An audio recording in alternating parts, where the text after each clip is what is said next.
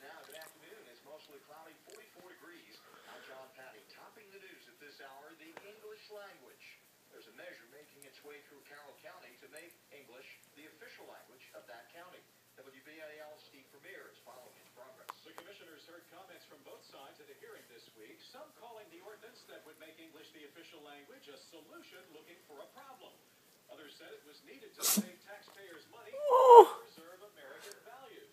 Commissioner Shiba Inu is the prime sponsor and said it only applies to official county correspondence. If folks in the private sector want to speak, whatever language they want, Mandarin Chinese, Swahili, whatever the case may be, they're perfectly free to do so.